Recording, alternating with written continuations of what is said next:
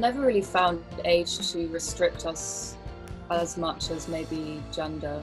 I think it's more like how we are seen that is what's restrictive to us just being able to express ourselves properly. Not being men, basically, is like what creates barriers for you in the music industry, especially in the kind of music industry that we're sort of involved in, which is like guitar music, that is predominantly run by white men. I can't think of like recent examples of people being exposed in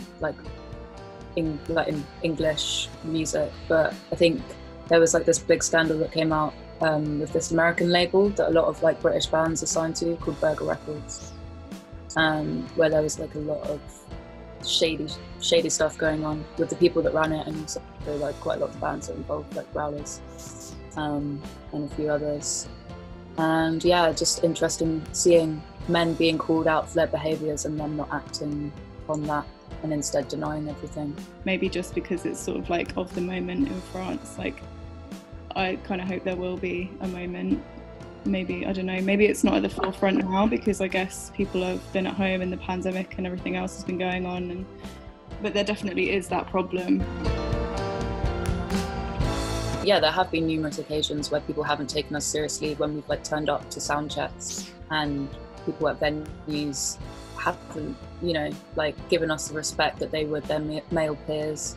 And yeah, there's instances of people like shouting at us whilst we're playing, telling us to smile, and that kind of whole sexist approach to women's appearances and how we should always be kind of seen to be really like happy and sort of together and organised. And I can't think of like specific examples, but there's like kind of a lot of language used, like, oh, like, I don't know, I feel like before maybe it's been assumed that I'm like the girlfriend of someone that's like in a band, or like, oh, can we speak to your tour manager, or like, i.e. like, or I don't know, like there's things that have happened before where it's kind of just assumed that we're not, like, yeah, we don't know what we're doing basically.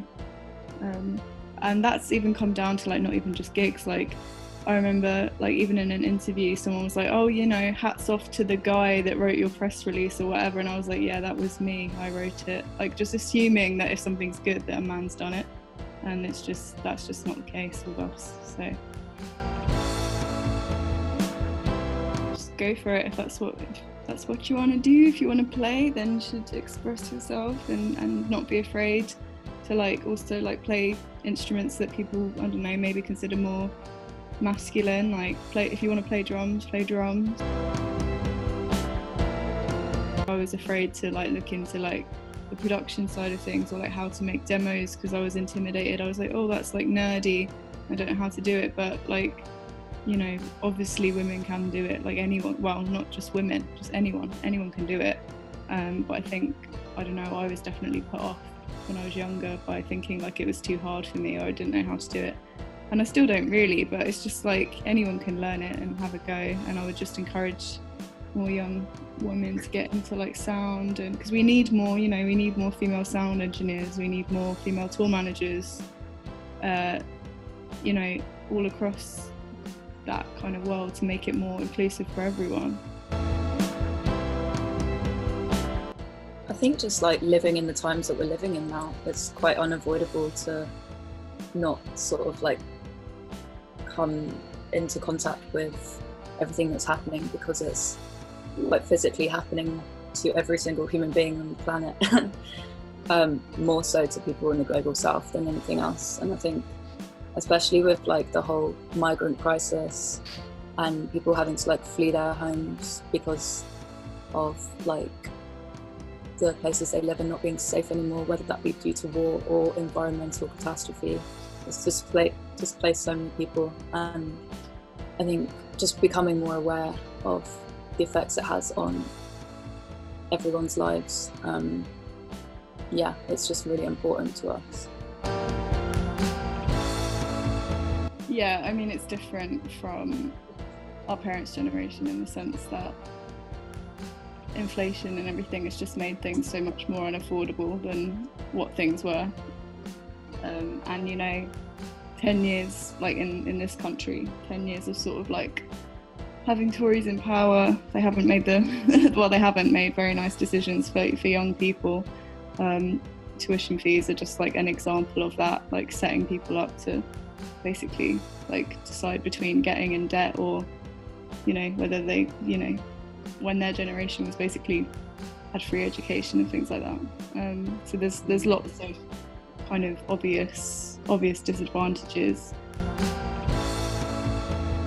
I literally wouldn't trust him to do anything though. He's such a like posh buffoon. Like I wouldn't trust him to like make some dinner or run a bath or do anything. I think he's a completely incompetent human being.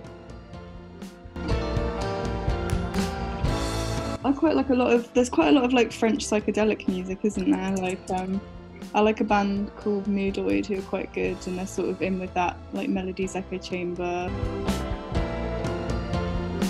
Thanks for reading and listening, and we will see you as soon as we can. Yeah.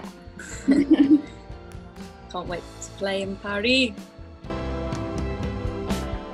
remember going to like a weird strip club there after a gig. There wasn't any strippers, there were just loads of poles. I think it was shutting down. So, yeah. That was fun. I went to this nice venue there called the Mannequinerie, which is nice. That was cool. I think we might play there soon, hopefully, like when we come on a European tour. So yeah, it'll be good.